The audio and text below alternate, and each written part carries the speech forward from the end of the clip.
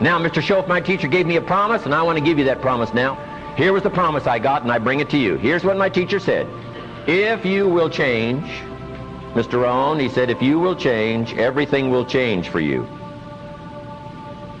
You don't have to change the government. You don't have to change prices. You don't have to change taxes. Forget all that. He said, if you will change, everything will change for you. And the first thing you start changing is what? Your philosophy.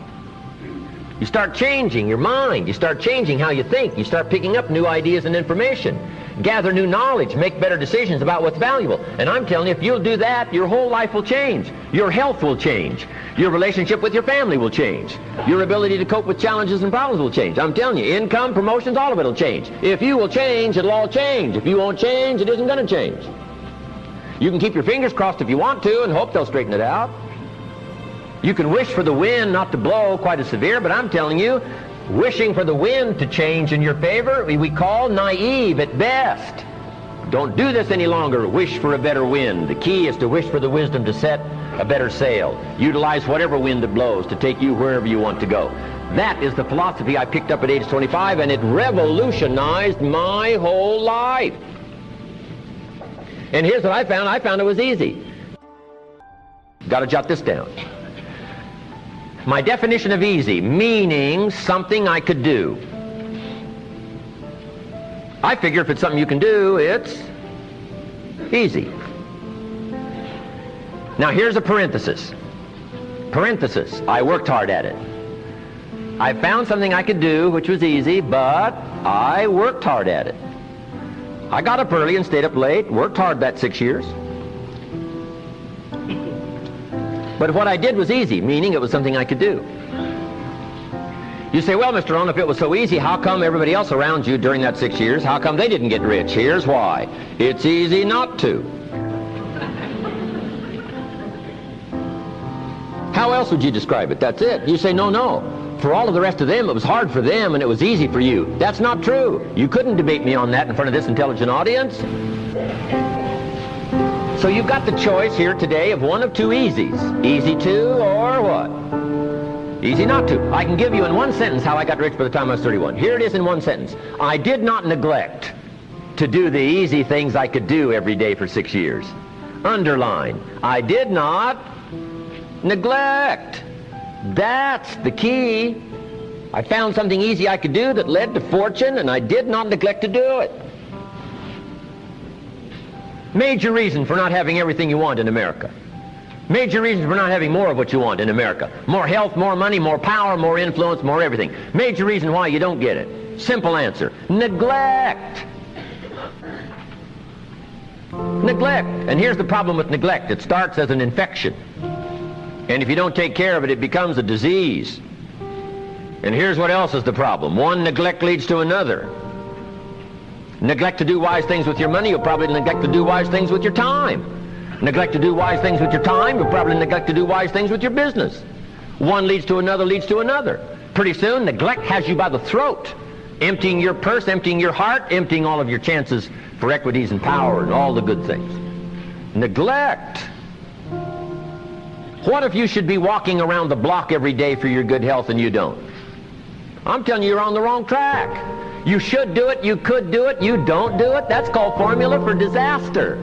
All you've got to do is let that and a few other things accumulate for 6 years, and now you're driving what you don't want to drive, wearing what you don't want to wear, living where you don't want to live, doing what you don't want to do, maybe having become what you really didn't want to become. I'm telling you, that's it. Just neglect along, drift along, and it's got you by the throat. It'll take all your values, leave you with just a little bit of dust in a summer wind, and it'll soon be gone.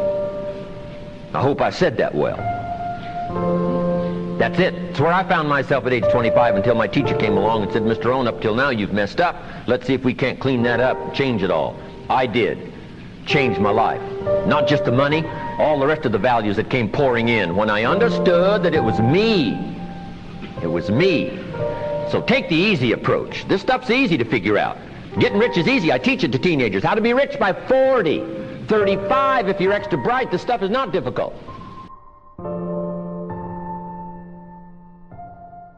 Greatness is about making things better, Greatness is about getting better.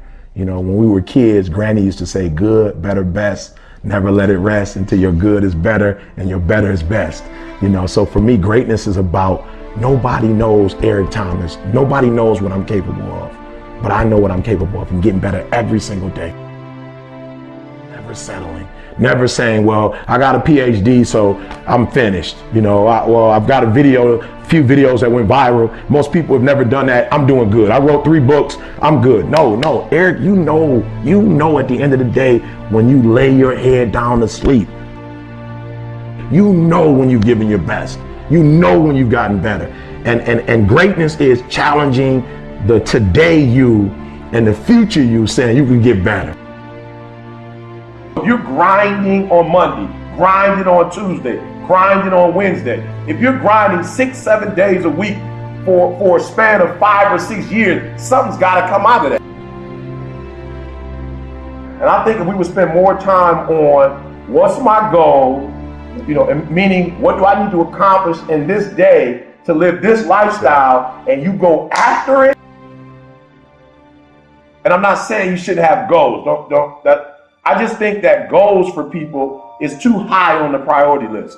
And I think what should be on the priority list is going to bed so you can wake up the next day and you can grind it out. It's possible. I can do this. I can make this happen. No matter how bad it is or how bad it gets, I'm going to make it. It's possible. Yes, your dream is possible. Say that to yourself every day. Feed your mind with words that you write and words that you hear and words that you speak to yourself. Feed your faith and your doubts will starve to death. Say to yourself, it's possible. It's possible. It's possible. Even when you have no evidence to point to, say to yourself, it's possible. There's nothing as powerful as a made-up mind. It's a struggle sometimes to do that, especially when you have people around you telling you that it's not possible, that you can't do it. And they're constantly pointing out your failures of the past, constantly reminding you of all of the things that you don't have going for you. I'm reminded of the story of 2 little boys that were playing on some ice during the winter. And as they got further out on this ice, one fell through the thin ice. And so the little fellow that was still on top of the ice, he was trying to save his little buddy. And he couldn't reach him. He was trying to pull him. He could see him through the thin ice as he got further away from him, struggling. And he couldn't reach him, and he's trying to break the ice, and he couldn't do it. And he looked around, and he saw a tree in the distance, and he ran, and he got up on the tree, and he pulled and broke down an enormous-sized branch, and came back and savagely began to beat that ice, and broke it, and miraculously, he saved his friend.